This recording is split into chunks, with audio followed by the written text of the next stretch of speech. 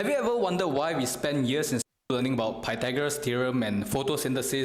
One taught us about how to actually manage money and build wealth. The truth is, managing money and building wealth are skills that directly shape your future and your relationships, yet they're left out of the classroom. Once I learned these 3 lessons about money and investing, it completely changed the way I made my life decisions and eventually my life. Today I'm going to share these 3 lessons with you, lessons I wished I had learned earlier. And by the end, you'll not only understand them, you'll realize why they hold the key to your financial freedom. Lesson 1, the power of compounded returns. Let me ask you a question. Would you believe if I told you that something as small as $10 a day could grow into $1 million? Most people don't realize how life-changing compound interest can be because its effects start small. But when given time together with patience, you will reap the rewards. Let's break it down. Let's say you start work at 25 years old after graduating from university and you decide to retire at age 55 years old. What if you were to just invest 10% of your monthly income, let's just say $300 a month, throughout your career, and you allow you to compound it at an average annual return 10.5%, which is a 30 years annualized return of the S&P 500. You would have ended up with $787,000.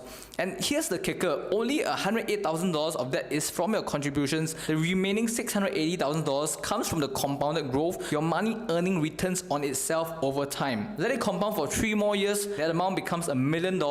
Isn't that amazing? Just by investing $300 a month or less than 10% of your income for some of you, you can build $1 million net worth even with an average income. This is possible because of the amazing power that compound interest can have on small amount of capitals over a long period of time. Let me ask you a question. Looking at this table, you'll see how various investment amount will grow at different rates of returns over different periods of time. How much would you want to set aside to invest? Once I understood this concept, I realized compound interest isn't just a financial concept, it's a path to financial freedom. The earlier you start, the more you invest, the sooner your money begins working for you, creating opportunities for travel, early retirement, or spending more time with your loved ones. Every year you delay is a year of freedom you cannot get back. Lesson 2, why waiting to invest is the most expensive mistake. Here's the question, how much is procrastinating costing you? When it comes to investing, waiting even a few years cost you hundreds of thousands of dollars. Every year you delay isn't just a lost opportunity, it's a decision to live your future self with freedom and fewer choices. Allow me to give you 2 different scenarios so that you can really understand how important this lesson is. Imagine this, at age 25, you start investing $500 a month with an average return of 10.95% returns. By the time you are 55 years old, you would have $1.3 million.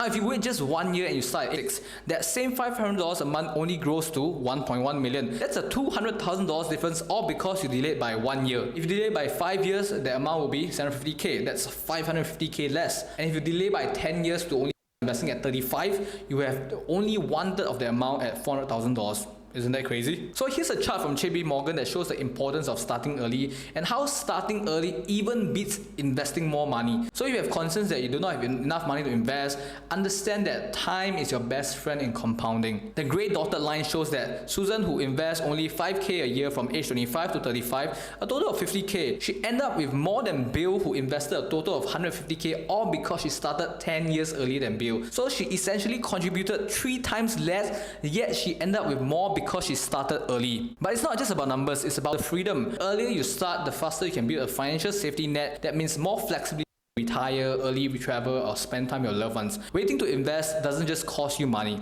it costs you opportunities and moments with your loved ones. So the question isn't if you should start investing, it is when will you start reclaiming your freedom? Lesson 3, understanding why people fear investing. Investing is often misunderstood as risky or intimidating, but the truth is that it's a rational and logical process, not an emotional one. So why do so many people shy away from it? It all comes down to human psychology and a lack of understanding. As humans, we are hardwired to fear what we don't understand. The stock with its ups and downs can feel unpredictable and overwhelming if you have never been taught how it works. And let's be honest, most of us weren't taught this in school. Instead of learning about compounding, risk management, or building wealth, we were taught to avoid mistakes at all costs. This fear of failure conditions us to avoid investing altogether, even though not investing is often the riskiest choice of all. Here's the thing, emotions like fear, panic, and greed are the biggest obstacles to successful investing. For example, during a market downturn, fear can cause people to sell at the worst possible time, in losses. Similarly, greed during a market rally can lead to chasing overpriced stocks,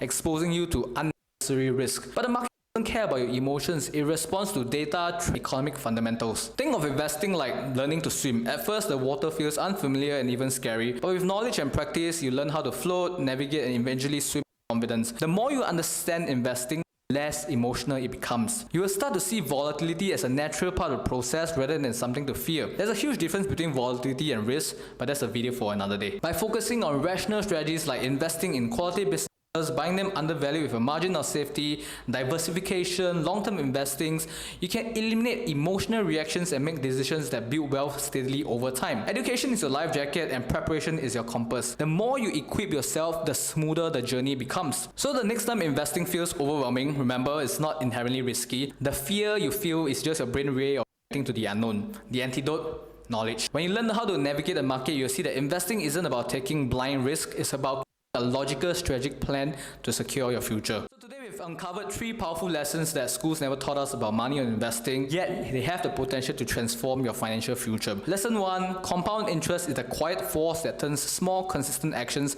into extraordinary outcomes over time. Lesson 2, invest amplifies your options, even more important than how much you invest, giving you the freedom and flexibility to shape your future. Lesson 3, understanding investing and removing the fear and how it can transform from something intimidating into a powerful rational tool for wealth building. These lessons aren't just theories, they are the keys to unlocking a life where money works for you instead the other way around. Alright, if you found this video helpful, please give me a thumbs up, share with your friends who need to hear this, and don't forget to subscribe for more content like this. Together we can build a community where everyone takes control of their financial future.